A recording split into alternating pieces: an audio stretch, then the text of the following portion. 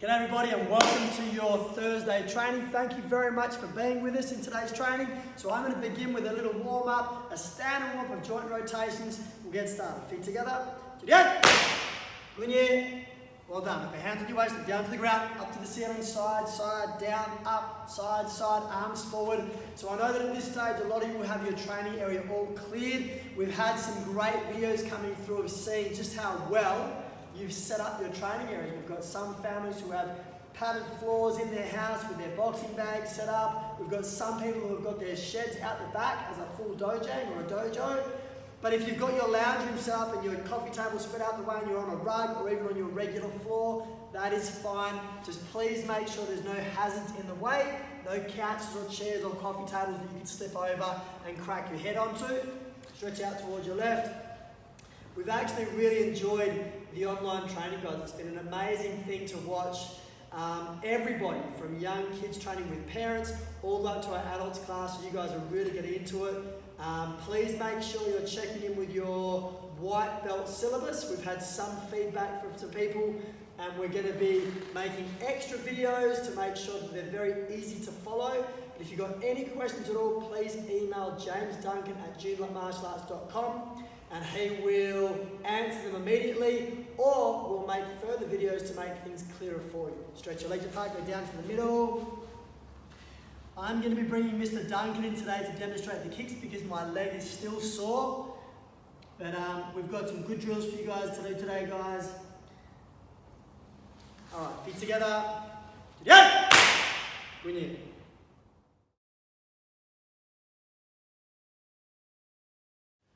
Okay guys, so now we're going to go a bit old school with your striking. This is really good to touch base with and check in with at every belt level. We're going to go through a basic 1 to 5 boxing combination.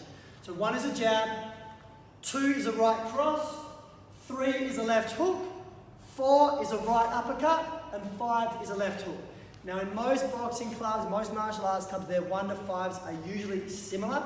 They're trying to take you through every different strike in your boxing arsenal. Besides your body rips, that's more advanced stuff. But the purpose of the drills is to make sure that you're joining or linking each punch together and not bringing the guard away too soon before you execute the second, third, fourth, or fifth punch.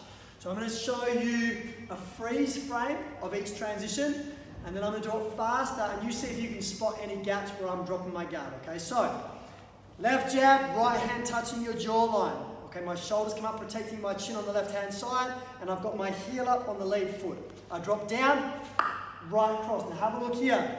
My left hand is now on my chin, and my elbow is tucked into my body, and my right shoulder is up on my jaw. Now I twist both feet into the hook, so I've got both feet turned out towards my right-hand side. My left hook is coming through and my elbow on the right side is tucked in. Now I transition to an uppercut. I've got to touch my chin first before I twist my foot into the uppercut. Really important. Most people do this. Boom! They pull arm back and fire the uppercut and they haven't protected themselves on this side. If I don't touch my chin first, then I've got my head traveling up and through into traffic as the uppercut's coming. So I've got to make sure I guard first and then transition the back foot. Then on the last punch, I bring this hand back to my jaw as I rotate through. I'm going to do it again.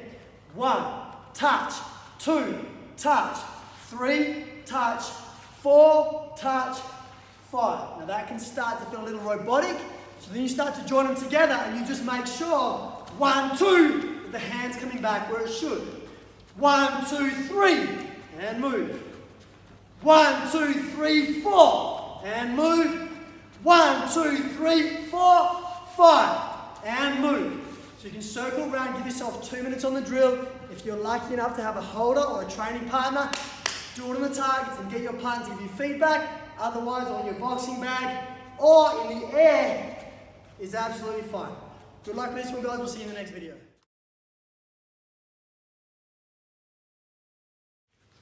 Okay team, so leading on from your 1 to 5 boxing drills, I thought it might be nice for me to demonstrate, or for Mr. Duncan to demonstrate, and as the holder, the parent or the training partner, I want to show you what I would be looking for when my partner's striking, okay? So Mr. Duncan's got his trousers legs rolled up so you can see what his ankles and heels are doing.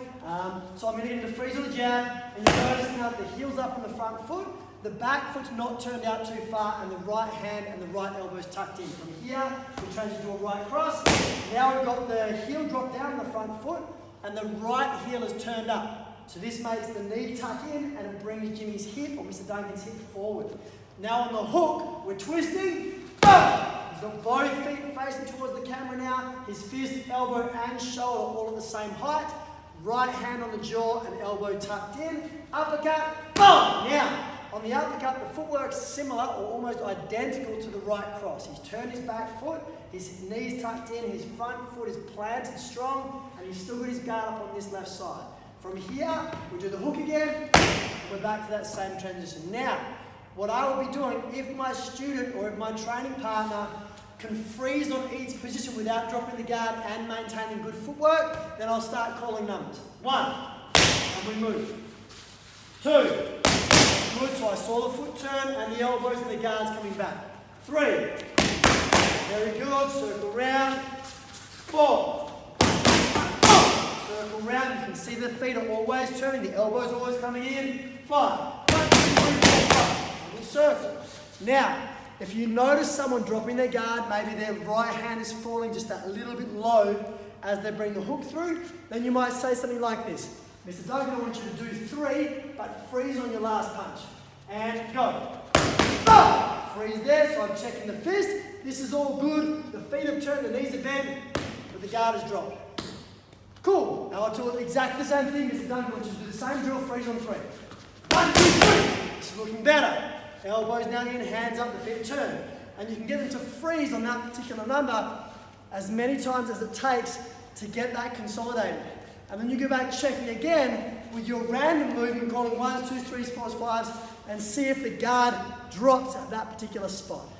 This is a really good activity, guys. Again, if you don't have a training partner, using your boxing bag or training watching the mirror is another good way to do the drill. Good luck, we'll see you in the next video.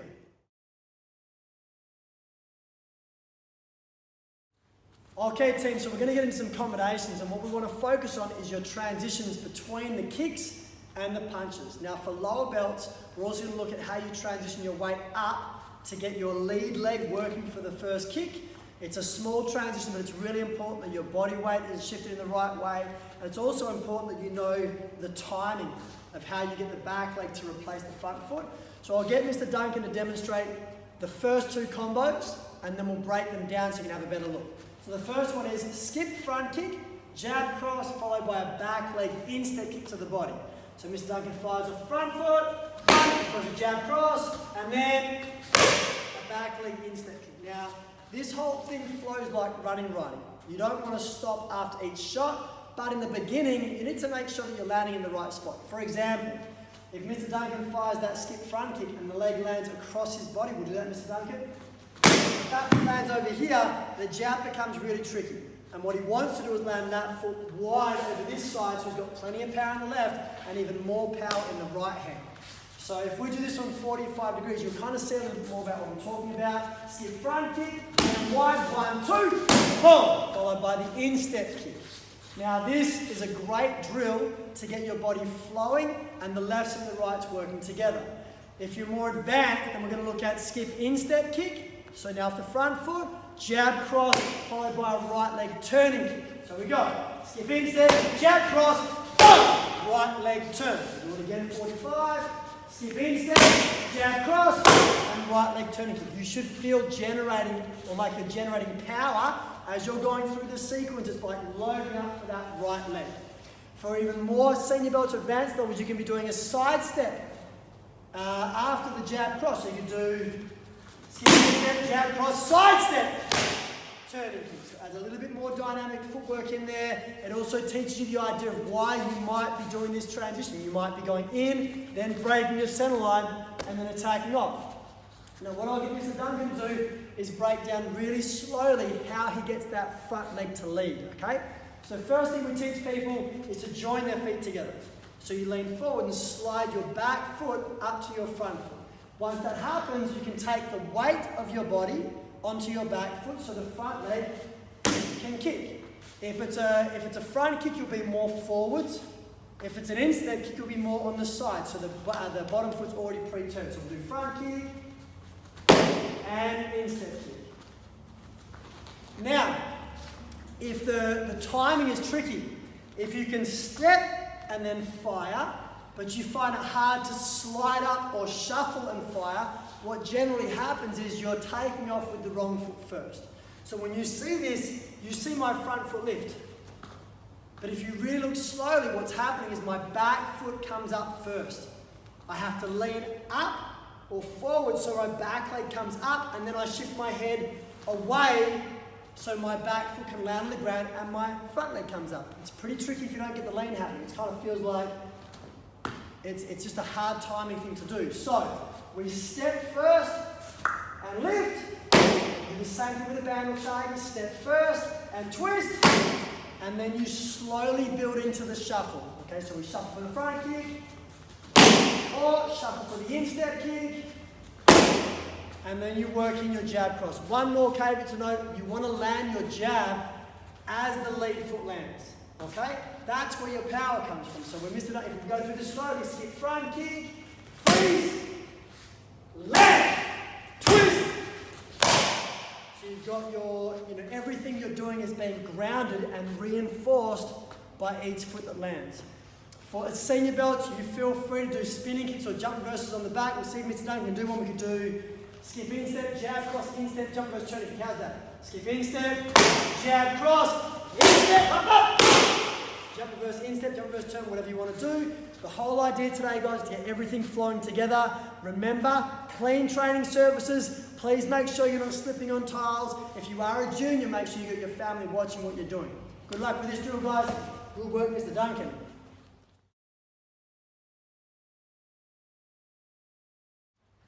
Okay team, so a little more advanced drills now. We thought you might like to try some lead-ins with some body rips as well. So first phase of the drill, I'm going to get Mr. Duncan to throw a jab, slip, uppercut, left hook, right cross. So we'll have a look at how he goes with this one. Uppercut, left hook, right cross. I'm going to go on this side. Jab, slip, uppercut, left hook, right cross. Now if you want to take it further, you can do an evade and then follow up with a Superman punch. So we go. Jab, slip, rip. Cross, evade, up, up. Superman right hand. Do it again. Jab, slip, rip, hook, cross, evade, up. Superman right hand. Key points here, especially on if you do have a holder, you'll throw with your right hand and invert that for the rip holding and the hook for the left. You also want to make sure that your partner's elbows are in. Anytime we see students that slip down here, they usually have their elbows out, or worse, they have their hands down. If you think about what's happening here, Mr. Duncan throws his jab, and now he slips, he's right underneath my elbows. He's susceptible to knees, right across, he's right in my zone. So if he doesn't have his guard up and the elbows in, he's really, really vulnerable. Okay, so we do the jab and slip, freeze. Now after the body rip, he's going to come straight back to this position. Up! So he's loaded up for the hook, up! And then nice strong right hand. So the shoulders and the hips recoiling are really important. We'll show you again. Pump and slip. Boom! So he's loaded up for this body rip. Boom! Loaded up for the hook. Boom! And then loaded up for the right hand. Now you saw Mr. Duncan tap his leg. The power in your body rips and your hooks come from the lead leg. We're going 45 degrees now. Jab and slip. So this leg is loaded up and ready to drive into this rip. And it's loaded up again, ready to drive here. Now all the weight's back on that back foot. So the whole drill is designed to get you loaded up to get your weight behind it. Now, we'll do the whole thing last time. We'll break down the Superman punch to finish with if you're going to do it. So we go 1, 2, 3, 4. I push with my left for the evade. Now, Mr. Duncan's going to take all the weight off of his back leg. Transition onto the front foot. And he hops. He's not hopping off of his right leg onto his left. He's leaning forward onto his left and shuffling onto his left again. So we'll do the whole thing slowly. Up, slip, whip, hook, cross, evade. Now rock back forward onto your front foot and hop. Really important, guys. We'll break down just Super Punch one last time. So Mr. Duncan leans forward, he's on his front foot and he hops and he fires. We'll do it one more time. This Mr. Duncan leans forward, he hops on his front foot and fires. We touched on Superman last week. Please break it down slowly. If you are lucky enough to have a holder, have some fun with it.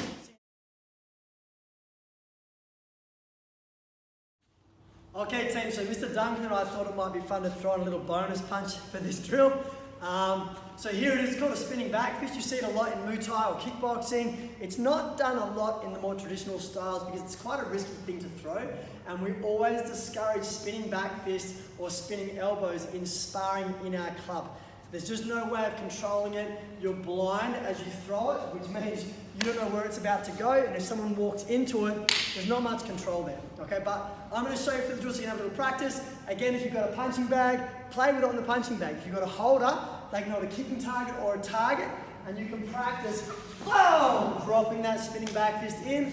I'll also teach you a little setup for this particular punch. Okay, so the principles of a spinning back kick is much the same as a back fist, is much the same as a back kick or a spinning kick. I have to transition my lead leg over, and at this point I want to bend the knees and look over my right shoulder. Okay, so I never want to fire anything if I can't see where it's about to go. So I've got my guard up, I transition my front foot over. As I turn both my feet, I look over my right shoulder. At this point, I've wound up my right hand, I execute it straight through, bang! Back fist, and I'm going to come through and land with my left foot forward again. So I'll do a little faster this time. I transition over, look, back fist coming through, bang! And I'll continue the rotation through so my left leg's forward. A little bit faster now, boom! And through. Now, a good setup for a spinning back fist might be leading in with a jab first. But as I step in with my jab, I'll start to make that rotation. Jab with a half turn, turn, back fist, lead forward. Jab with a half turn, turn, look, boom, back fist and lead forward. Have a little practice of this one, guys. Please be careful and don't try it on any family members.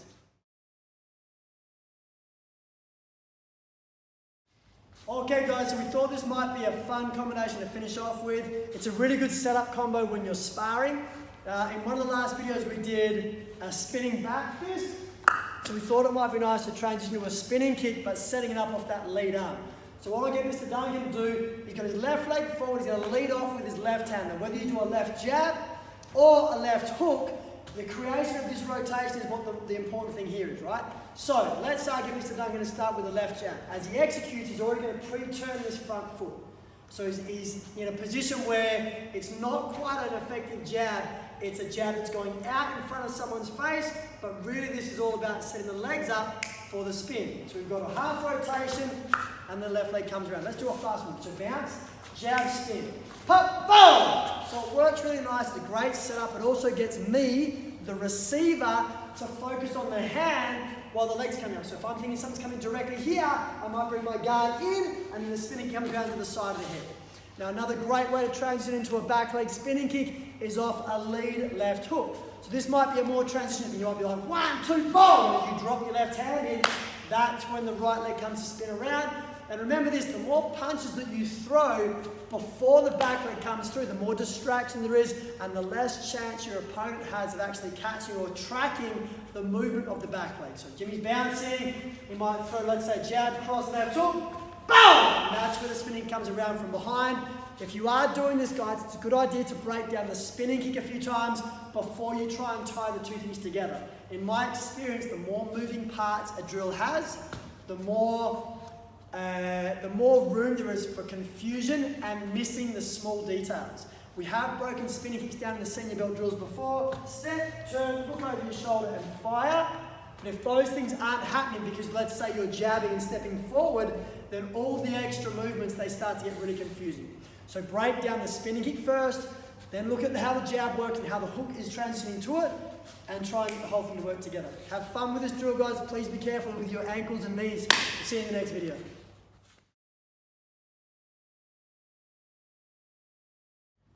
G'day adults, thank you very much for training in today's session. We really enjoyed getting your feedback and seeing you in the live classes on Tuesday. I thought I'd put out a little challenge for you guys because I know that during this time we're going to kind of get some extreme examples of the way we're coping with things.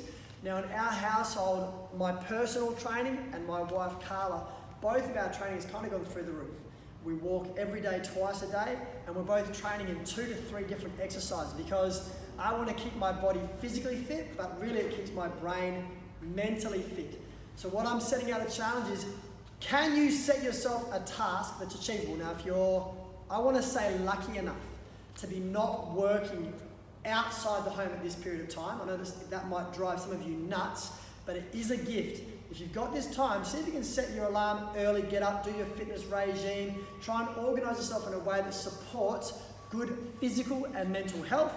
If you are working at this time and you're feeling a little jaded about the fact that there's other businesses that don't have to work and your schedule's busy, I still want you to try and set yourself some time aside, not just the live training and not just the pre-recorded classes, but see if you can tie in 2 or 3 other things that keep your fitness in check. Now when we go for a walk in our house, that's just as much about getting space outside of the home and away from the children so we can clear our thoughts and set a goal for the day.